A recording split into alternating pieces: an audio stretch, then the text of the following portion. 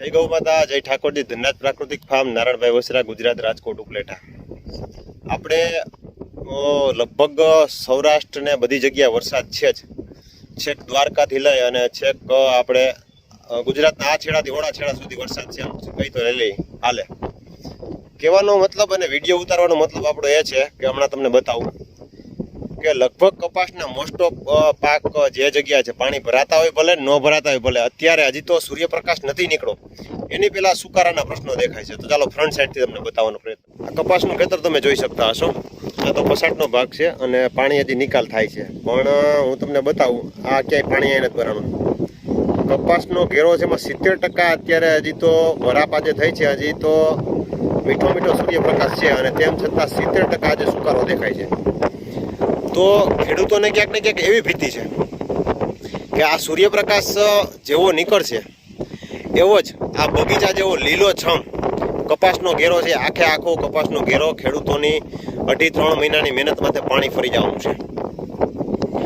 એક તો પૂરતા પોષણક્ષમ ભાવ નથી મળતા અને માથે આવી કુદરતી આફત, અને તેમ છતાં જે PM કિસાન વીમા યોજના જે હતી એ પણ બંધ કરી દેવામાં આવી. રાહતના પેકેજના નામે નાનું એવું પડીકું આપી દેવાથી અને મસ્ત મજાની મીડિયાના મારફતથી મોટી બધી રાજકીય તંત્રો દ્વારા મોટી બધી જાહેરાતો કરવામાં આવે. અમે એટલા કરોડોનું પેકેજ આપ્યું, એટલા કરોડોનું પેકેજ આપ્યું, પણ ખેડૂતો સુધી કેટલું પહોંચતું હોય? માત્ર ને માત્ર 2-5-10 હજાર રૂપિયા સુધી પહોંચતું હોય. તો એટલે એના બિયારણ ખાતરના પણ ન થાય, એની મજૂરીના પણ એમાંથી ન છૂટે, અને એની જે એક સિઝનની જે છે જે ચોમાસું સિઝન છે આખી ફેલ જાય. માત્ર ને માત્ર શિયાળુ સિઝન ઉપર નિર્ભર છે. તો આપણે ચાલો ખેડૂત સાથે મળાવીએ અને ખેડૂતની વ્યથા શું છે આપણે પૂછીએ. તમારું નામ ને કાકા કહેજો. મારું નામ નથુભાઈ રામભાઈ રાવળિયા, બરોબર. ગામ મોજીરા. હા, અને આ કપાસનો ઘેરો તમારો છે ને? હા, કપાસ મારો. હા, ઓરવીન વાવેલો હશે આપણે. અને અત્યારે આ કપાસના ઘેરામાં હું ખેડૂત છું એટલે મને ખ્યાલ છે. અત્યારે હજી તો ન એટલી વરાપ થઈ છે ને 70% કપાસના ઘેરામાં મને સુકારા જેવું દેખાય છે પરિસ્થિતિ. 70% વયો જ ગયો. હા, તો હજી તો સૂર્યપ્રકાશ નીકળશે એના પછી જે દેખાય છે એમાં કાંઈ નક્કી ન કહી શકાય. વયો જાય ને એટલે પછી એમાં કાંઈ શિયાળુ પિત્તની તૈયારી કરવાની, બીજું કાંઈ બાકી કાંઈ ન થાય અત્યારે. તો તમારું કહેવાનું શું છે કે હવે આ કપાસ છે આ અતિવૃષ્ટિના કારણે એના કારણે થઈને કપાસના ઘેરા લગભગ આપણા વિસ્તારમાં બધાય પાણી ભરાય કે ન ભરાય બધાય ઘેરા. તો મિત્રો આ વ્યથા ખેડૂતોની છે. સોશિયલ મીડિયાના મારફતથી નાના મોટા લોકો બધા જ જો આ રીતે વિડીયા બનાવી અને જાહેરમાં તમે મૂકશો તો જ ખેડૂતની વ્યથા ક્યાંક ને સરકાર સુધી પહોંચશે. કેમ કે સરકારને વાલા થવાવાળું થઈને ક્યાંક ને ક્યાંક એવા દવલા માણસો કે ખેડૂતોને કાંઈ વાંધો છે નહીં, ખેડૂતોનો પાક સરસ મજાનો તૈયાર છે આવા, કેમ કે ગવર્મેન્ટ છે પોઝિટિવ વલણમાં, ચાલો એક બાય ચાન્સ આપણે એક્ઝામ્પલ આપણે માની લઈએ, પણ ક્યાંક એને વાલા દવલા થવા માટે થઈ એના નજીકના માણસો છે એ એવું પણ જણાવશે કે નાના ખેડૂતોને કાંઈ વાંધો છે નહીં, ખેડૂતોને કાંઈ પ્રશ્ન છે નહીં, સરસ મજાના પાક હાવ કિલોલ કરે છે, ખેતરમાં લહેરાય છે. પણ તમે આ જોવો છો કપાસનો ઘેરો, કેમ કે હું અત્યારે ચક્કર મારવા નીકળ્યો એમાં લગભગ બધા જ કપાસના ઘેરા 50% માથે સુકારાના છે.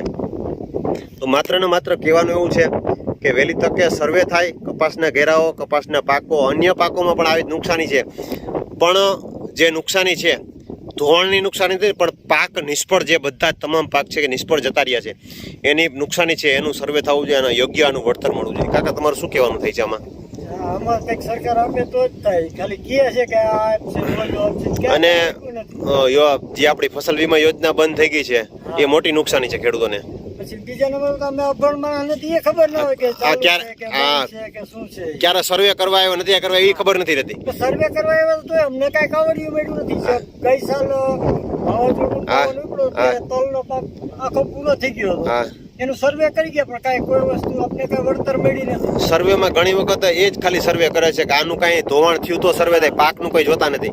પણ હકીકતે પાક નિષ્ફળ થાય ને એ વસ્તુ જોવાની હોય. હા, એ નથી જોતા.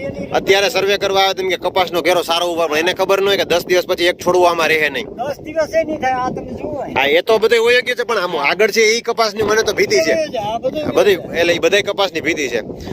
તો ચાલો નવા વિડીયો સાથે મળશું અને આવી રીતે બધા જ સોશિયલ મીડિયાના પ્લેટફોર્મ ઉપર આવી રીતે જાગૃતતા થઈ અને જ્યાં જે વિસ્તારમાં પાક નિષ્ફળ થયો હોય એ પાકને ચોક્કસપણે તમે સોશિયલ મીડિયાના પ્લેટફોર્મ ઉપર મૂકો, એટલે જેથી કરીને ખેડૂતની ક્રાંતિનો એક મોટો બધો અવાજ ઉઠે.